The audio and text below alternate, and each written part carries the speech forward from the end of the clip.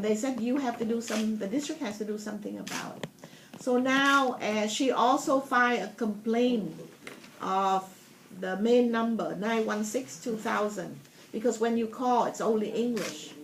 And now if you call the central office 916-2000, it will say for Spanish press 2, for Russian press 3, for Vietnamese press 4, for Chinese press 5, for Somali press 6, and for other languages press 9. And it would go to our office, interpretation and translation office. We have 9 people working in this office who speaks those languages, and all of us are multilingual. So any families who are in the district can access us. So you know how revolution works? Sometimes it doesn't need a whole lot of people. Sometimes a small group of people get together and have the courage to do something to change the system. These are all equal access issues.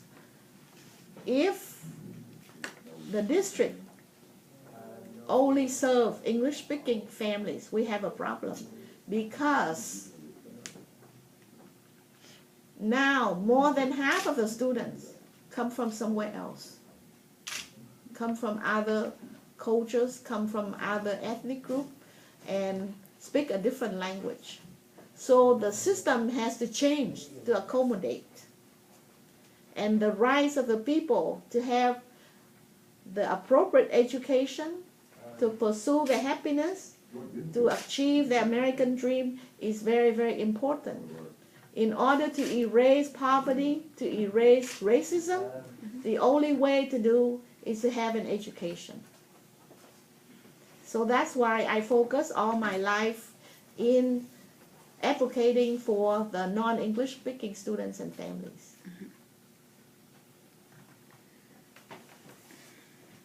We were just talking about the language line. Yeah. Yes. How did you locate the kids in gangs? When I was first hired for the job at Portland Public Schools, we had a lot of Asian gangs. And that was one of my major focus for my job. The kids that join gangs, especially the ones who are new to this country, first of all, they come from families who are newcomers here. And when they come to this country, the fast life, all the materialistic things were the things that attract them the most. They say, I don't want to wait. I don't want to wait and do busboy's job, kitchen job, janitorial job. I want now. I want all the immediate benefits now, including fast cars, including, you know, fancy clothes and all that. Some of them join gangs because of that. Some of them join gang because there is a lot of racial baiting in schools. You join gang for protection.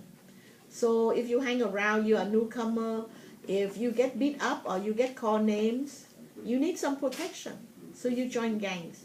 Some join gang because they're isolated. They don't have family support system. Any of the kids I worked with when I was at Lutheran Family Service would be joining gangs.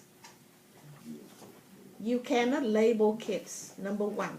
If you don't provide kids with the opportunity to succeed, whether it's in school, whether it's in sports, whether it's something that is rewarding for their life, you will have gangs. It is a phenomenon that grows out of isolation, that grows out of deprivation, that grows out of racism, that grows out of classism, that grows out of many social issues. I look at them as if these are the products of what we create. It is a society issue. It is everybody's issue. It's not just that particular group. And currently I have a job at Multnomah County working in detention. Have you, any of you know about the facility out on 68th and Halsey? It's called the Donna E. Long Home. And basically we keep kids who are very potentially very dangerous. They've been committed there because of mostly Measure 11 crimes: rape, murder, kidnapping, sexual abuse, robbery. So this is my second job. And the reason I have my second job, at first it was because of my advocacy for the school district. In the school district, I would never thought I would survive 26 years. So I decided that if I lose my job because of my being outspoken, I need to have something to fall back on. So 17 years ago, I applied to work for Multnomah County. And it's also a social justice issue for me because many of the kids there ended up there because of the issues you were talking about: gangs, isolation, racial issues. And what we are dealing with at Multnomah County is the overrepresentation of black kids. And now there's a surge of Latino kids in detention. So that is something that is near and dear to me. Yeah.